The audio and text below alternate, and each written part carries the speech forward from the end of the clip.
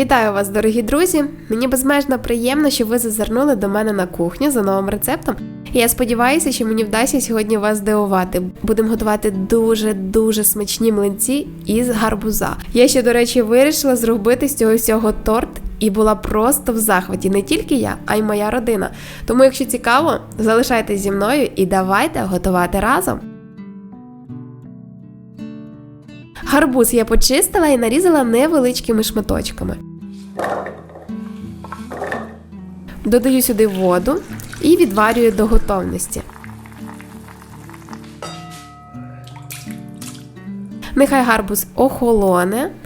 Додаю сюди яйця, цукор. Для балансу смаку додала трішки солі і соняшникову олію. Це все перебиваю за допомогою блендера до однорідної маси. Додаю сюди дріжджі, я використовую живі, можете брати і сухі. Точні пропорції написані в описі під цим відео. Сухих дріжджів потрібно брати в 6 разів менше. Додаю молоко, все разом перемішую і поступово вводжу борошно. Перемішую.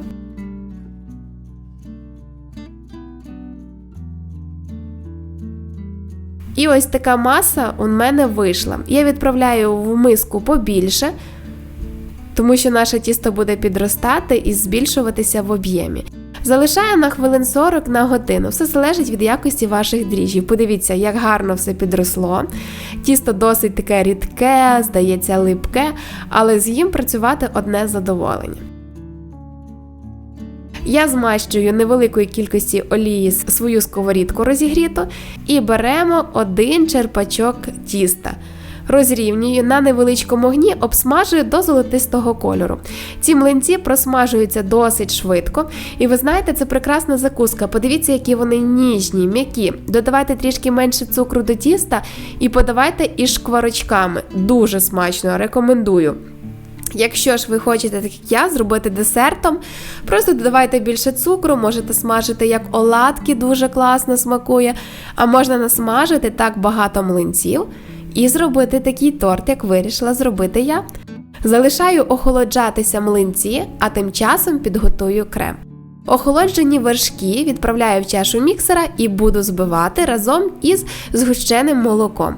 Все має бути із холодильника охолодженим. Якщо ви не впевнені в якості вершків, додайте сюди загущувач для вершків. Я використовую вершки 33% жирності. У мене вийшов гарний, пухкий і дуже смачний крем. За цей час млинці встигли схолонути і збираємо торт. Подивіться, ще раз хочу показати вам, які ці млинці еластичні і дуже ніжні. Торт виходить великим, досить високим, враховуючи те, що ми ще 3 млинця з'їли. Все змащую зверху, кремом вирівнюю, я особливо не заморочувалася. Це просто готувала для домашнього чаювання ось таку смакоту. Відправила в холодильник буквально на 2 години. Нам не потрібно, щоб там торт довго просочувався, тому що це дріжджові коржі.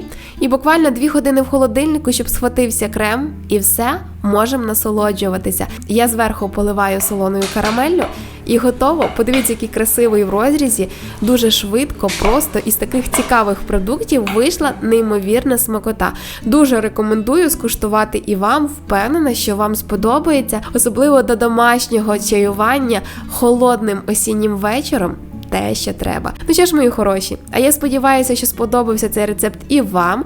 Якщо так, підписуйтесь, натискайте на дзвіночок і не забувайте написати ваш відгук в коментарях. Мені дуже цікаво, чи ви готуєте за моїми рецептами. Ну і, звичайно, який у вас виходить результат. До нових зустрічей, як завжди, на моїй кухні. Чекаю з нетерпінням. І нехай у вас все буде добре.